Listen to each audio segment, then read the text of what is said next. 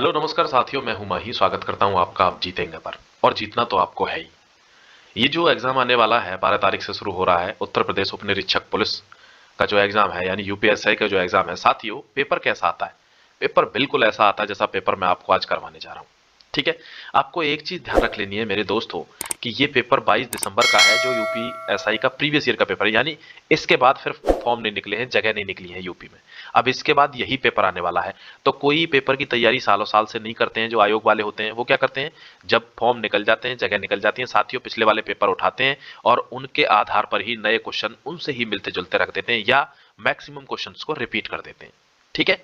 देखो, अब आपको एक चीज समझ लेनी है दोस्तों, आपने ये क्वेश्चन करके ही जाने हैं, और इनका जितनी बार आप रिवीजन कर लो आपके लिए फायदा है। यानी एक it will work like an elixir for you in the examination hall. आपके लिए बहुत ज्यादा फायदेमंद होगा। चलो सॉल्व करते हैं। हिंदी का पेपर पहले सॉल्व करेंगे और साथियों फिर कराऊंगा मैं मूल विधि का पेपर। अगर आप नीचे कमेंट सेक्शन में कहते हैं कि सर हमें रीजनिंग और मैथ भी करना है, तो फिर उसको मैं बोर्ड पे कराऊंगा साथियों। ठीक है। अब पेपर बहुत नजदीक आ गया, इसलिए हमको रिवाइज करना है मूल विधि और हिंदी। इन दोनों के मैं हर ईयर के आपको पेपर कराते जाऊंगा, 40-40 क्वेश्चन दोनों के। सबसे पहले सॉल्व कर लेते हैं आज हिंदी। आपको ये पता चलेगा दोस्तों, वैसे तो हिंदी में सब लोग कर लेंगे क्योंकि हम लोग नॉर्थ इंडिया में रहते हैं, उत्तरी भारत में, जहाँ सब हिंदी बोलते हैं। लेकिन थोड़ा सा इसमें अंतर रहता है बोलने वाली में और इसमें। तो आपको जरा सा भी डाउट है तो वो यहाँ से क्लियर हो जाएगा साथियों, क्योंकि ये व्याख्या के साथ है। ठीक है। चलो शुरू करते हैं बिना समय खराब किए हुए। सबसे पहला क्वेश्चन देखते हैं सामान्य हिंदी का। अवगाहन शब्द का समानार्थी शब्द। किस चीज का समानार्थी पूछ रहा है? अवगाहन। देखो साथियों, पुलिस का पेपर है तो पुलिस से रिलेटेड चीज ही पूछेंगे, ये आपको थोड़ा सा माइंड सेट बना के रखना है। तो अवगाहन का मतलब होता है छानबीन, यानी पुलिस क्या करती है? छानबीन किसी केस वगैरह की। तो इसका आंसर डी है। क्वेश्चन नंबर 2 देखेंगे, दिए गए विकल्पों में स्त्रीलिंग शब्द कौन सा है? स्त्रीलिंग पूछ रहे हैं, यानी फीमेल वर्ड कौन सा है? तो काया सबसे पहले ही मिल गया। काया मतलब कोई लड़की का नाम हो सकता है। चूला, पुदीना, भ्रमर, ये सब क्या है? भौरे। ये सब पुल्लिंग शब्द है। देखिए क्वेश्चन का लेवल, आप कैसे क्वेश्चन आते हैं। दिए गए विकल्पों में से सही विकल्प का चयन करिए। यह रास्ता डैश है, सावधानी पूर्वक चले। रास्ता कैसा है? सावधानी पूर्वक किस पे चलेंगे? जो रास्ता कठिन होगा, जो रास्ता दुर्गम होगा। तो हम जानते हैं भाई दुर्गम, वो एक सीरीज भी आई थी, दुर्गम राहों पर चलते चलते। ठीक है। तो वो ये दुर्गम आ जाएगा इसमें, दुर्गम is the correct answer. Question number 4 देखते हैं, जिस शब्द में त्रुटि नहीं है यानी गलती नहीं है उस शब्द का चयन करें। देखो छत्रो छाया त्रुटि लग रही है मेरे को, तो छत्री छाया, छतर छाया, ये तो बिल्कुल ही त्रुटि लग रही होगी आपको। हाँ, ये शब्द है। जैसे कहते हैं कि आप छत्रपति शिवाजी की छत्रक छाया में रहते हो, that is the correct answer. बस थोड़ा सा कॉमन सेंस है साथियों। D is the correct answer. Question number 5 देखेंगे, दिए विकल्पों में से स्वागत का विच्छेद कीजिए। संधि विच्छेद आपको आना चाहिए, बहुत ही सरल चीज है संधि विच्छेद। सो धन आगत इज इक्वल्स टू स्वागत। ऐसे ही अगर देखो क्वेश्चन ये भी आ सकता है, ये कौन सी संधि का उदाहरण है? तो ये यण स्वर संधि का उदाहरण है, लेकिन आपको इतना अंदर अभी नहीं घुसना है क्योंकि हमारे पास वक्त नहीं है।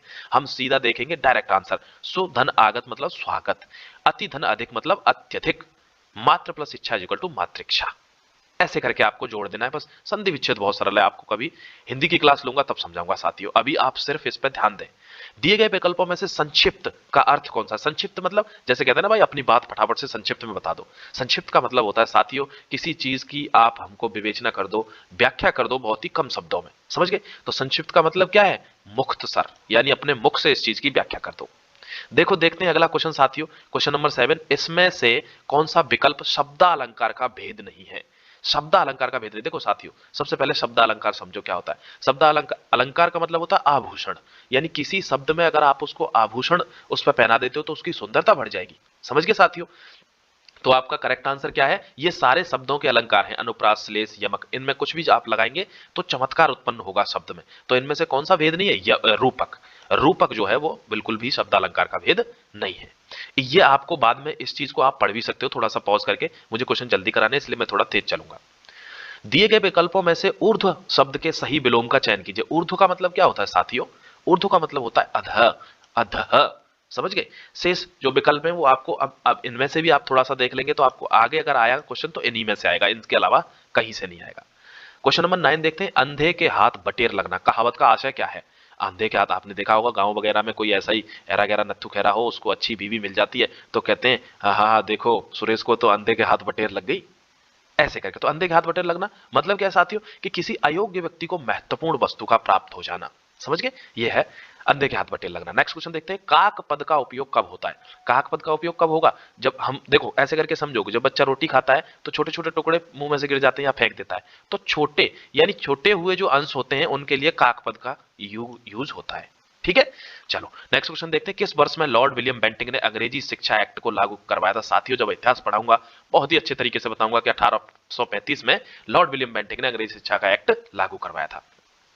अभी फिलहाल देखते हैं नेक्स्ट क्वेश्चन, क्वेश्चन नंबर 12, दिए गए विकल्पों में से कौन सा विकल्प सब्ज बाग दिखाना मुहावरे का? सब्ज बाग में दिखाना मतलब खड़े होकर पूरा सब्जी का बाग दिखा देना कि देखो भाई इतनी सब्जियां हैं और देना उसमें से कुछ भी नहीं साथियों, यानी झूठे वायदे करना, केवल आंखों के सामने चकाचौंध दिखाना। समझ में आ गया इतना बात? चलो क्वेश्चन नंबर 13 देखो, द अ क श अ, अब क्या है, इससे क्या बन रहा है? आप खुद कॉमन सेंस लगाइए, क्या बन रहा है? दक्ष बन रहा है इससे, दक्ष, दक्ष मतलब चतुर, होशियार। समझ गए साथियों?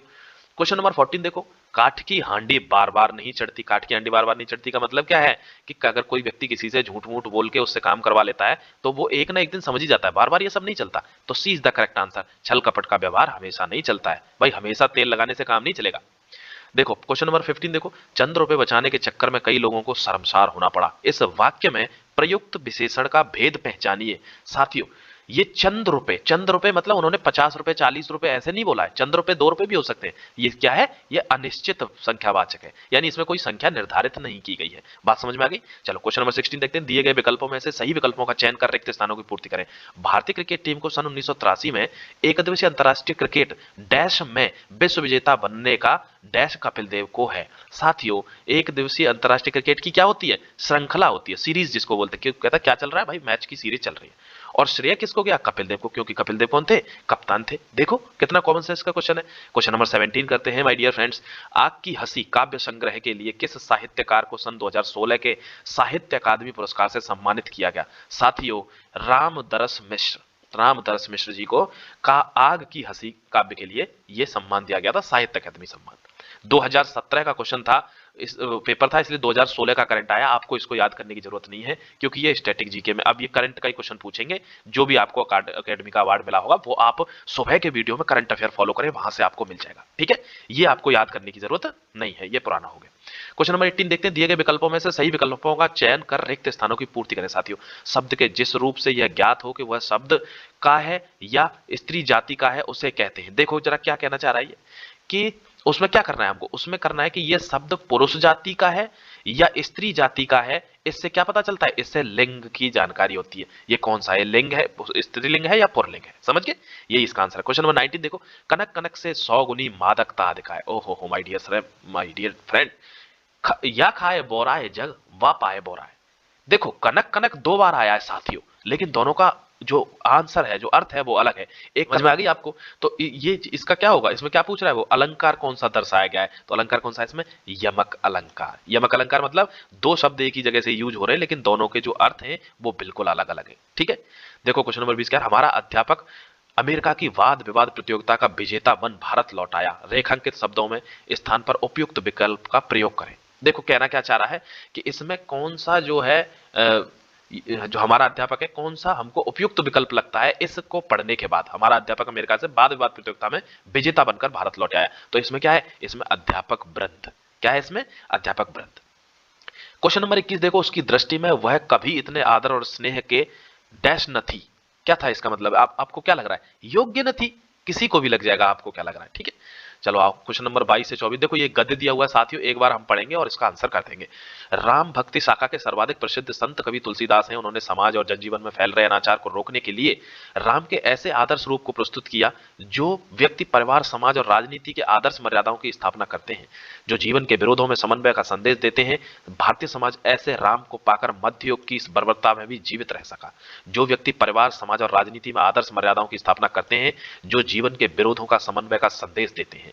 साथियों क्या पूछ रहा है क्वेश्चन? देखो इतना बड़ा रामायण लिख दिया और क्वेश्चन क्या पूछा है? किन किन विराम चिन्हों का उपयोग किया गया? आपको छोटी सी भी जानकारी होगी तो आपको समझ में आ जाएगा इनमें कौन कौन विराम चिन्हों का जो है उपयोग किया गया है। साथियों इसमें आपके देखो अल्प विराम भी यूज किया गया है, पूर्ण विराम भी यूज किया गया है, इसमें देखो अर्धविराम भी यूज किया गया है। अर्धविराम कौन सा होता है? बिंदी लगा के ऐसे कर देना।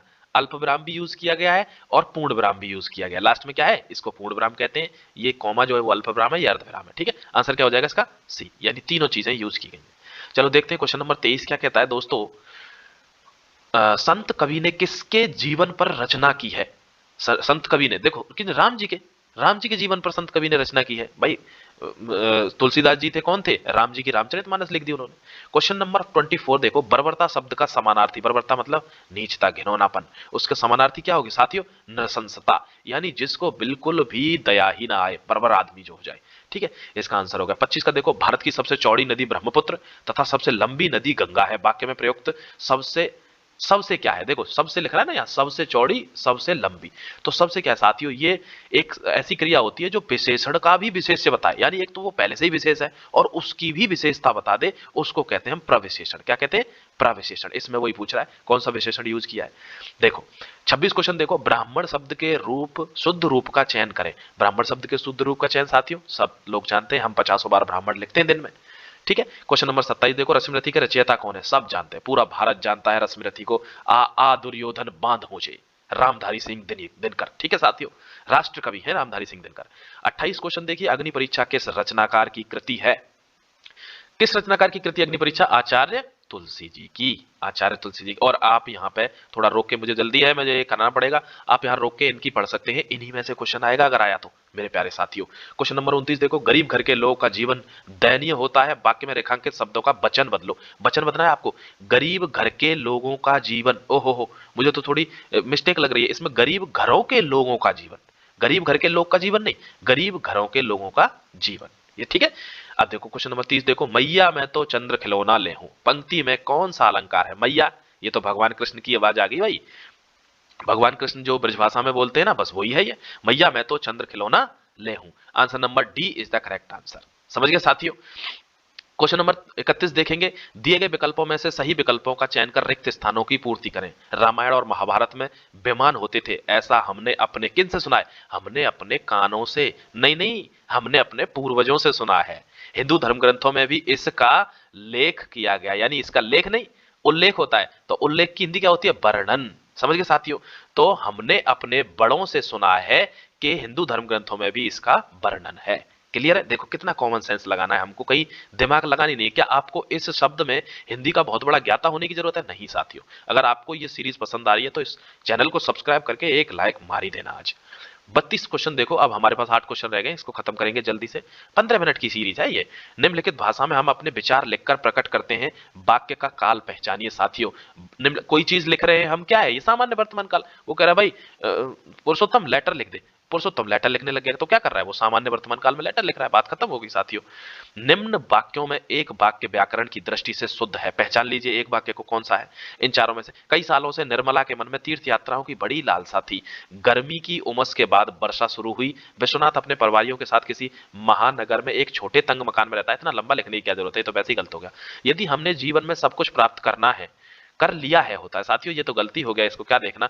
कई सालों से निर्मला के मन में तीर्थ यात्राओं की बड़ी इच्छा थी। तीर्थ यात्रा ही लिख दे साथियों, तीर्थ यात्राओं का क्या मतलब है? देखो करेक्ट आंसर है जब भी गर्मी की उमस के बाद क्या शुरू हो जाता है? वर्षा ऋतु शुरू हो जाती है। गर्मी कब? जून में, और वर्षा जुलाई में। हमारा दिल्ली पुलिस का फिजिकल भी रुका उसी वजह से, है ना साथियों। तो आप करेक्ट आंसर देखो, जिंदगी से भी ये क्वेश्चन मिलते हैं। क्वेश्चन नंबर 34 का देखिए, दिए गए विकल्पों में से अपेक्षा का अर्थ कौन सा है? अपेक्षा क्या होती है? किसी से उम्मीद करना, किसी से अभिलाषा करना, मेरा बच्चा अब पुलिस में लग जाएगा, वही होती है अपेक्षा, इसी को कहते हैं अभिलाषा। ठीक है। 35, भारत की खोज किसकी कृति है? साथियों इसको सब जानते हैं, ये मॉडर्न हिस्ट्री का क्वेश्चन है, जवाहरलाल नेहरू की कृति है भारत की खोज, द डिस्कवरी ऑफ इंडिया। ठीक है। क्वेश्चन नंबर 36 देखो, पुराने रीति रिवाजों में जकड़ा होना पर आधारित मुहावरा दिए विकल्पों में से कौन सा विकल्प है? पुराने रीति रिवाजों में कैसे? जैसे किसी ने यादव ने किसी से, ब्राह्मण से या ठाकुर से किसी से शादी कर ली।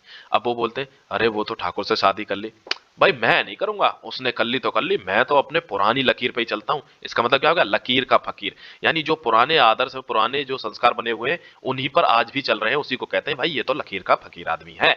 37 क्वेश्चन देखिए, दिए गए विकल्पों में से पुल्लिंग शब्द कौन सा है साथियों? पुल्लिंग, वृष्टि माने वर्षा, नृप माने राजा, धाधरा रात्रि, ये तो सारे के सारे मुझे स्त्रीलिंग लग रहे हैं, नृप माने राजा होता है साथियों, नृप माने राजा। 38 क्वेश्चन देखिए, दिए गए वाक्यों में त्रुटिहीन वाक्य कौन सा है? त्रुटिहीन मतलब जिसमें गलती ही नहीं है। शरीर से ताकत होनी चाहिए, अरे ये तो वैसे ही गलत हो गया। शरीर के अंदर ताकत, क्यों भाई? शरीर के बाहर ताकत ना हो, खाल छिल जाए हमारी, शरीर में ताकत होनी चाहिए, वाह क्या शब्द लिखा है, शरीर पर ताकत, ना ना गलत बात है, शरीर पर ताकत क्या करें, शरीर में ताकत होनी चाहिए। क्वेश्चन नंबर 39 देखेंगे साथियों, जहां उपमेय में उपमान की संभावना प्रकट की जाती है वहां, अरे मेरे यार, वहां उत्प्रेक्षा अलंकार होता है। जहां जहां उपमेय में उपमान की भी संभावना कर दी जाए साथियों, वहां क्या होता है, उत्प्रेक्षा अलंकार होता है। समझ गए। देखो क्वेश्चन नंबर 40, और ये हमारा आखिरी क्वेश्चन है हिंदी का, और ऐसे ही अब हम मूल विधि भी करेंगे दोस्तों। दिए गए विकल्पों में से अवनी का विरुद्धार्थी शब्द कौन सा है। अब देखो हमारी तो एक फ्रेंड है अवनी, तो हम तो यहीं से समझ जाएंगे अवनी का विरुद्धार्थी शब्द कौन सा है। समझ गए। तो अवनी का मतलब है भाई धरती, और अंबर का मतलब है भाई आसमान। समझ गए साथियों। तो इसका विरुद्धार्थी शब्द कौन सा है, अंबर। अंबर इज द करेक्ट आंसर। आपको अगर ये सीरीज अच्छी लगी है तो लाइक ठोक देना, चैनल को सब्सक्राइब करना है। और अब लाऊंगा मैं कल मूल विधि, मूल विधि की आपको सीरीज मिलेगी साथियों। और सुनो 2022, वो 2022 कह रहा हूँ सॉरी, 2017 में जितने भी शिफ्ट के जितने भी एग्जाम है ना, सबकी 40 क्वेश्चन हिंदी, सबके 40 क्वेश्चन मूल विधि मैं आपको 3 दिन के अंदर करवा दूंगा। ठीक है। चलो साथियों, करते हैं मूल विधि, इंतजार करते हैं, नेक्स्ट वीडियो आपको मैं थोड़ी बहुत देर में प्रोवाइड करवा दूंगा। Thank you very much my dear friends.